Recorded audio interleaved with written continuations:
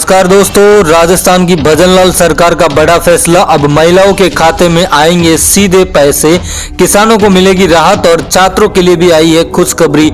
यानी इस बार हर वर्ग को कुछ न कुछ बड़ा फायदा मिलने वाला है, क्योंकि आज के फैसले बदल सकते हैं आपकी जिंदगी का हिसाब। तो बने रहिए इस वीडियो के अंत तक, क्योंकि आगे हम आपको बताने वाले हैं राजस्थान की आज की 50 सबसे बड़ी और काम की खबरें जो हर नागरिक को जानना जरूरी है। अगर आप इस वीडियो को जरा सा भी मिस किया तो आप उन सभी लाभों से वंचित रह जाएंगे जो आपको मिलने चाहिए थे। तो चलिए जानते हैं उन तमाम 50 बड़ी खबरों को सिर्फ 10 मिनट में। सबसे मौसम की खबर के साथ शुरुआत करेंगे। राजस्थान में मौसम ने एक बार फिर से करवट ले ली है। बादल छटने के बाद उत्तरी हवाओं का दबाव बढ़ने से राजस्थान में सर्दी बढ़ गई। 24 घंटे के दौरान दिन और रात के तापमान में गिरावट दर्ज की गई। मौसम विभाग ने डबल अलर्ट देते हुए शीतलहर और घने कोहरे की संभावना जताई है। अगले 3 से 4 दिन मौसम शुष्क रहने के साथ सप्ताह के अंत तक सर्दी बढ़ जाएगी। 2 दिन शीतलहर चलेगी, लेकिन तापमान में ज्यादा उतार चढ़ाव नहीं आएगा।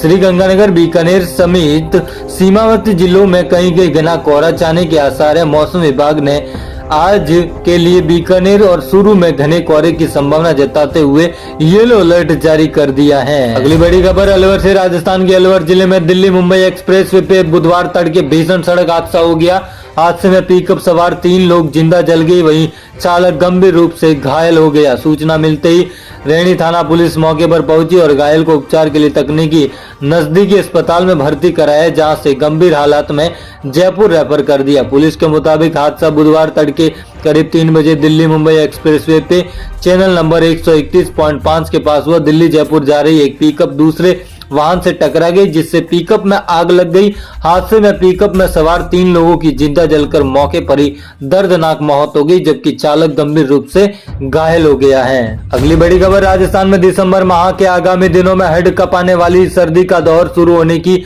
आशंका है। मौसम वैज्ञानिकों की माने तो अगले 24 घंटे में एक नया पश्चिमी विक्षोभ प्रदेश के उत्तरी पूर्वी इलाकों में एक्टिव होने का आसार है, जिसके असर से प्रदेश में कोहरा और सर्दी का असर बढ़ने के आसार है। वही 23 दिसंबर से एक कम वायुदाब का क्षेत्र भी बनने की संभावना है, जिसके प्रभाव से दिसंबर के अंतिम सप्ताह में कड़ाके की सर्दी दुर्जनी चुड़ाएगी। 23 दिसंबर से रफ्तार पकड़ेगी सर्दी। मौसम विशेषज्ञों के आकलन के अनुसार आगामी 22 से 23 दिसंबर को राजस्थान के उत्तरी पूर्वी इलाकों में कम से कम एक कम वायुदाब क्षेत्र बनने से प्रबल संभावना है, कि जिसके असर से बादलों की आवाजाही कई शहरों में रहने की आशंका है। हालांकि अभी बारिश होने की कोई आसार नहीं है।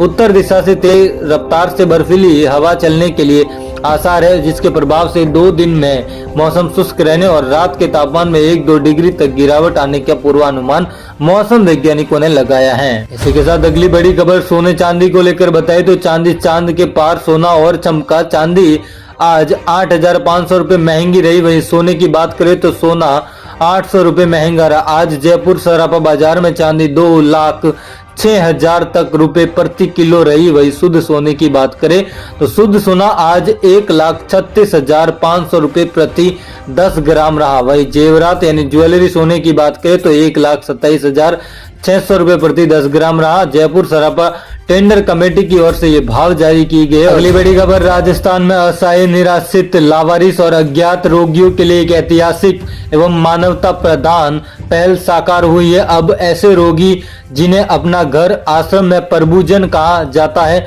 और उनके पास कोई पहचान पत्र या दस्तावेज उपलब्ध नहीं है, उन्हें भी प्रदेश की सरकारी मेडिकल कॉलेज एवं संबद्ध चिकित्सालय में निःशुल्क और प्राथमिकता के आधार पर समुचित उपचार मिल सकेगा। इसके लिए मां माधुरी ब्रजवारिस सेवा सदन अपना घर संस्था चिकित्सा शिक्षा विभाग और सामाजिक न्याय एवं आधिकारिकता विभाग के बीच एक त्रिपक्षीय समझौता ज्ञापन पर हस्ताक्षर किए।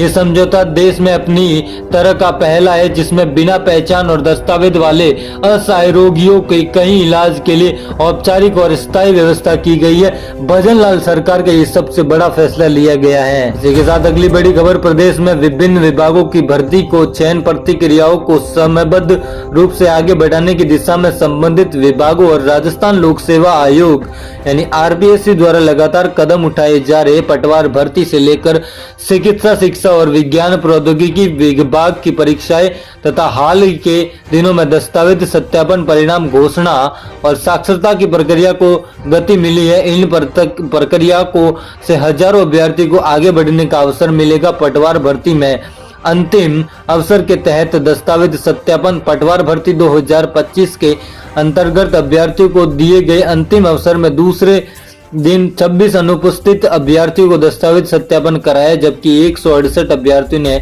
अपूर्ण दस्तावेज की पूर्ति की। इसके साथ ही अब तक कुल 6541 अभ्यर्थियों का दस्तावेज सत्यापन कार्य पूर्ण हो चुका है। उप निबंधक भू अभिलेख रविंद्र कुमार के अनुसार 8 दिसंबर को शुरू हुई सत्यापन कार्यक्रम में कुल 7410 अभ्यर्थियों को बुलाया गया था।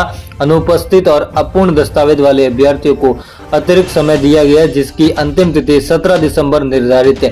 शेष अभ्यर्थी अजमेर स्थित RITI परिसर में कार्यालय समय में उपस्थित होकर प्रक्रिया पूर्ण कर सकते हैं। इसी के साथ बड़ी खबर बहरोड के सदर थाना क्षेत्र के बटेड़ा गांव स्थित बाबा खेतना महिला कॉलेज में LLB द्वितीय सेमेस्टर की परीक्षा के दौरान चौंकाने वाला मामला सामने आया है। यहाँ एक नाबालिग लड़की को अपनी मां की जगह परीक्षा देते रंगे हाथ पकड़ लिया गया। कॉलेज में प्रशासन की सतर्कता के चलते ये फर्जीवाड़ा सामने आया, जिसके बाद परीक्षा केंद्र पर हड़कंप मच गया। परीक्षा के दौरान स्टाफ को हुआ शक कॉलेज में LLB द्वितीय सेमेस्टर की परीक्षा चल रही थी। इसी दौरान परीक्षा ड्यूटी पर तैनात कॉलेज स्टाफ को एक परीक्षार्थी के व्यवहार और उम्र को लेकर संदेह हुआ। स्टाफ ने जब छात्रा से पूछताछ की तो उसके जवाब संतोषजनक नहीं लगे। इसके लिए बाद कॉलेज प्रशासन ने उसकी पहचान से जुड़े दस्तावेज की जांच की, जिसमें वो पकड़ी गई। अगली बड़ी खबर देखें तो रेलवे ने यात्रियों की सुविधा और पारदर्शिता लाने के लिए ट्रेनों में रिजर्वेशन चार्टिंग सीमा को सख्ती से लागू किया है। 3 माह पहले पायलट प्रोजेक्ट के तहत शुरू हुई व्यवस्था अनिवार्य रूप से लागू करने के लिए रेलवे बोर्ड और डायरेक्टर आदेश जारी किए। इसके बाद आज शाम से नई व्यवस्था लागू हो जाएगी। ये नई व्यवस्था लागू रेलवे बोर्ड के आदेश के अनुसार अब सुबह 5 बजे से 2 बजे की ट्रेन का फर्स्ट चार्ट एक दिन पहले रात 8 बजे तक बन जाएगा। वहीं दोपहर 2 बजे से रात 12 बजे तक का रात 12 बजे से पहले यानी सुबह 5 बजे के बीच चलने वाली ट्रेनों का फर्स्ट चार्ट है कम से कम 10 घंटे पहले बनेंगे। इसके लिए आपातकालीन कोटा फीडिंग हर हाल में 8 घंटे पहले होगी। इसी के साथ अगली बड़ी खबर जयपुर से अंग प्रत्यारोपण लैब सैंपल भेजने, अस्पताल सुरक्षा और आपदा राहत जैसे कामों पर अब ड्रोन तकनीक का इस्तेमाल किया जाएगा। महात्मा गांधी यूनिवर्सिटी और मेडिकल साइंस एंड टेक्नोलॉजी ने इसकी शुरुआत की है।